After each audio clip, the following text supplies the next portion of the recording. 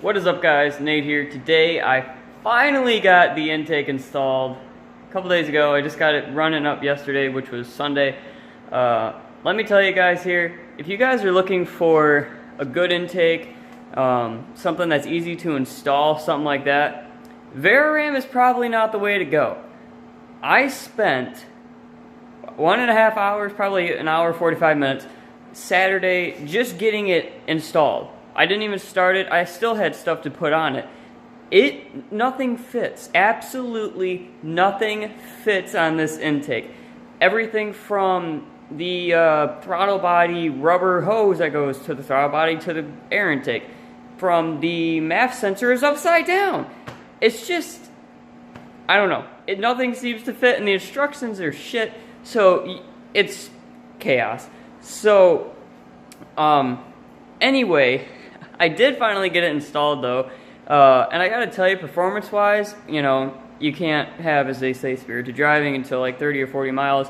But just on like low-end torque, you can definitely feel a little bit of difference. It's nothing major, but you can feel a difference. So let me go over to the car here, turn the camera around, and you guys can take a look, see what you think. Okay, so here you go, guys. I am sorry for the mess here because I was more focused on just trying to get that on there. Also, I do have the engine cover off. That will go back on. So, here is the new intake on the car. You can see it fits in there pretty well. It is a little crooked, and there's nothing much that I can do about that because it's seated on the radiator on this side. So, let me point out to you guys a couple problems. Now, the first gen Vararam systems had a lot of fitment issues. But in, I think, like 2015 or 2016, they came out with the second generation, and I didn't hear about any issues when I was looking for them, but let me tell you guys, there are some issues. So first of all, I want to show you the instructions here. Got the stock air box over here, by the way. So when you look at these instructions, you'll notice, you know, before you get it, they look pretty detailed, you know. They got a lot of pictures, and they tell you how to do stuff. Well, first of all, now, I do look like an idiot, but I didn't know how to get the Maf, this plug off. I did not know how to get the Maf plug off. Now, I know there was a great clip, but I couldn't tell the center push down. And on the instructions, all it says, unplug the air meter harness by squeezing and pulling on the harness plug. It didn't describe that, so that was my first issue, which that's just kind of, you know, my fault. But, you know, it tells you how to do the rest of the stuff here, but it just skipped complete steps, like, for instance, taking off the hose clamps to the throttle body. Here is one of the big problems, is the radiator brackets. First of all, the radiator brackets all they do is you have your, dang it, you have your factory radiator brackets here, and I'll bring these over here just to kind of give you guys an idea. You have your factory radiator brackets, and they go right in here, and originally they were like this, and they sat inside the one hole on the bottom there, and then your screw went on the top hole, and this rubber grommet clicks on there, and then that allows it to swivel, you know, so that you can adjust your radiator and stuff like that. But what they tell you to do is, instead of having your bracket like this with the prong sticking this way, they tell you to flip it like that. Now let me show you a problem. You'll notice there's this little nub right here on the radiator. That hits that. When you go back to click it on there, that will hit that. Now another problem is that this intake is way too close. There is no way that you can get this on here. Now, in the instructions, of course, with the rubber grommet, there was no way in hell it was going to fit on there. In the instructions, it says, you know, to just bolt it right up. But on the last page, it says, a general note, the radiator should be able to move around about 1/4 inch. That's not it. It says somewhere in here that some vehicles or some models due to some vehicle variation, some cars may require you to remove the rubber grommet altogether as shown. Now, I want you to just look at this for a minute. I'll try to get rid of the glare. There's no grommet in there. So that whole thing, that can move around in all that space. So technically, that's not going to do diddly squat. Now here are your long bolts. I did put the long bolts in, and I just want to show you guys what I did. I just took the long bolts and put them in there. And what that does is it holds the intake down. So, and I just want to show you, even without the radiator brackets, that radiator will not move. I'm putting a lot of my body force on it, and it's not moving. So the good thing is the radiator's not going to move, but that is just poor design. Now, a couple other issues that I had, for instance, this rubber hose, or I'm not sure what you want to call it, it's the connecting hose from the throttle body to the intake. Now, a big problem that I was having and worried about is the, I'm not sure what this is, it's the hose that goes to, I think the valve cover maybe, I'm not sure. But, first of all, it didn't tell you at all how to get that old one off. It just said to spin it 180 degrees and pull it, which it didn't. Now, in here, you have a little nozzle, or kind of a fitting that goes in there.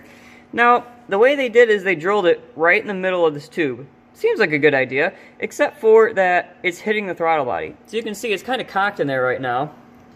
And that's because it's basically up against the throttle body. So, yeah, I can't really do anything about that. The only thing I could do is try to find another rubber hose like this and drill a new hole outside. And even at that, I don't feel any space in between the throttle body and the intake. So, really, I don't think there's anything I could do. What else do we have? Oh! This thing was a bitch to get in there.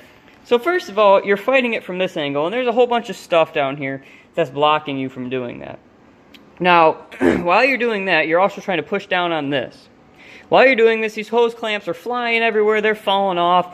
And also, once you get it on here, this thing is way too close. So you have to pry it in and get your finger in there to kind of pry it out. And you can see the result right there. It's not that bad, but, you know, it just kind of sucks that they couldn't have figured out a better way to do it. Another thing is they give you this nice little rubber mat that goes under there. I'll try to see where the picture is. There you go. They send you a nice little rubber mat to put on there. But it is way too wide. So I'm not sure if you can see, but this is technically about a 1/4 inch or 1/2 inch over the radiator bracket, which is another reason I couldn't use them, because it's too wide. And also, it is pretty long. I mean, it goes all the way back here. Now, that was kind of a pain, because I had already installed this thing, and I knew there was no way in hell that I was going to pull this thing back out to do that. Another thing that just kind of bothers me, they put the Maf Sensor in upside down. Now, I guess there's really nothing you could do about it because it does have the airflow, which again, they didn't tell you which way the Maf Sensor goes in. So that was kind of a pain in the butt. But obviously I figured out that the little arrow on top goes towards the throttle body. That was common sense. But, I mean, it would have been nice if they could have told you that. Now, obviously they had to put it in that way, but it's just kind of confusing when you're sitting here like, does it go upside down or did I screw up somewhere? Now, another thing that a lot of people complain about is for the Maf Sensor, they did the threads differently with the plastic body, and you have these plastic screws. Now, a lot of people bust the heads off of these because they over-tighten them. I went very easy on the tightening. I mean, it's definitely tight, don't get me wrong. But I went easy on it, and I didn't have a problem. But it says in here to first put behind here the supplied washers, and then put the Maf Sensor on and then the screws. Well, they didn't send me any washers, so it got a little gap there, but I mean, it's not, you know, letting any air out. It's still sealed, but they didn't send me any washers, so yeah, we just didn't do that. Another thing that concerns me is that when you lean the radiator back, there's a lot of stuff that's close here. So the radiator hose, you probably got a good 1/2 inch there still, but that's just a little nervous right there. Also, your Maf Sensor harness is kind of hanging off. I'll try to see if I can maybe adjust that. But overall, it's just poorly designed. And you would have thought since 2010 when they came out with this, they would have redefined some stuff, which they did. But I mean, it's 2017. It's been 7 years. You think that over experience, you would have had this figured out. Now, after I did the hour and 45 minutes on Saturday, I came back on Sunday. Now, for you guys, which probably don't know, I have really high anxiety.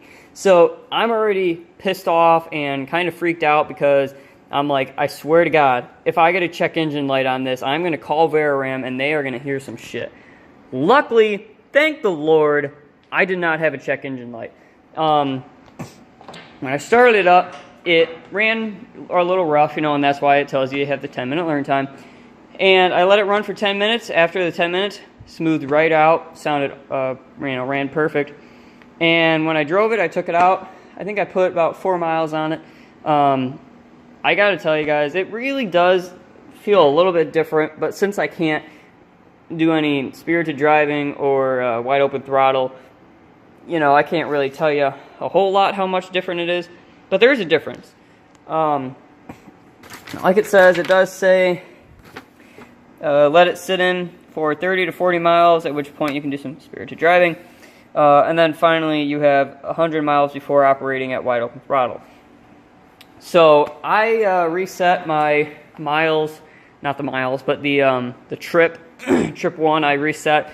So I think I got about maybe 4, maybe 5 miles on it since I installed it. So yeah, as soon as I hit that 30 or 40, I'm going to have some fun. But anyway, I just wanted to kind of let you guys know that if you are thinking about getting a Vararam, screw your weekend, screw your vacation, whenever you're going to do it, because it is going to be a pain in the dick.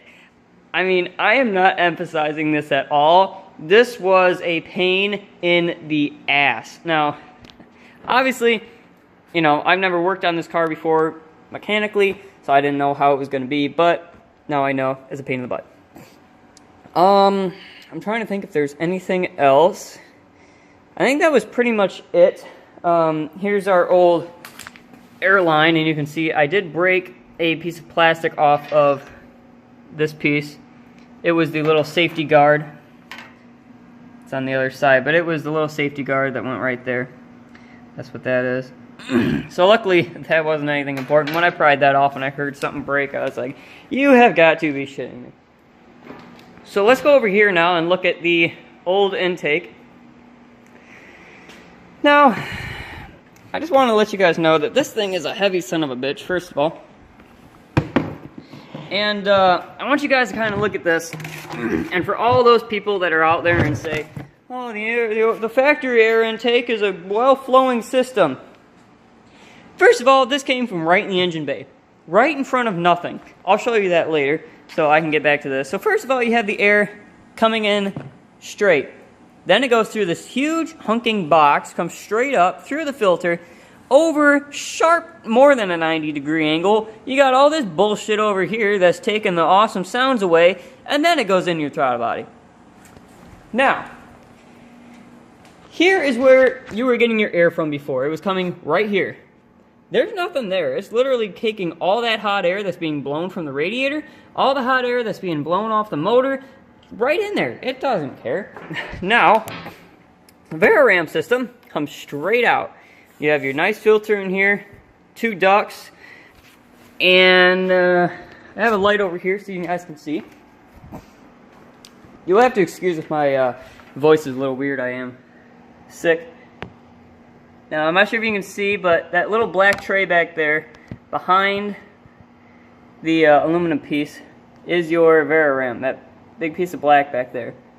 That's a big air scoop, and that's taking all that fresh, cold air and blowing it right up into your throttle body. So, in theory, it should work pretty good. Now, I haven't even opened up to see my filter yet. I think this is still the factory air filter on here. Let me see here. Let me set this down. But anyway, there we go. Woo! Yeah, I guess this might be a little bit dirty. I guess it's not horrible. Here's our factory one. I guess we do have some gunk in there. Yeah, a little bit dirty. Oh, wow, yeah, I guess so. Huh. I guess you could say it was pretty dirty. Yeah. So anyway, there is our factory box. Now, anyway, here's some of our old parts. You can see here is the plastic screws for the Maf Sensor, the new one. You know, they're kind of cheap, definitely easy to break, I can see that. Here are your old ones. You have these nice, I think they're maybe not stainless, but they're nice. Here's some more radiator brackets, your washers. These came off of the radiator bracket, by the way. But anyway, just wanted to give you guys a little update on how the Camaro is doing. It is running. Thank God I did not get a check engine light. I swear I would have freaked out. But we did get everything done, and even though it was a pain in the butt. I will be putting the engine cover back on, by the way. I thought, you know, hey, maybe it'll be cool, but yeah, with all your wires there, kind of looks like crap. And you know, I mean, if it was just all black wires, or if they were coated instead of the green and pink and orange, and I might have done it, but yeah. Another thing I wanted to just quickly say is that I did not realize just how loud these motors were. Just Valvetrain Noise. They're very loud. They tick a lot. They have a lot of little noises in there. And as I was reading up, I found that actually the underside of this, yep, is covered in insulation. Now, the reason it's insulated is to get rid of all that ticking noise. So, that's kind of funny, for those of you who didn't know. But, anyway, and also I did get a little bit more, I really don't know if I got a louder exhaust tone or not. I probably won't find out until the higher RPMs. But anyway, there you go, guys. There's your quick little video on the Vararam. Like I said, I will be doing a review once I get to the 30 or 40 miles and also the 100 miles to give you guys kind of a little update on how I like the system.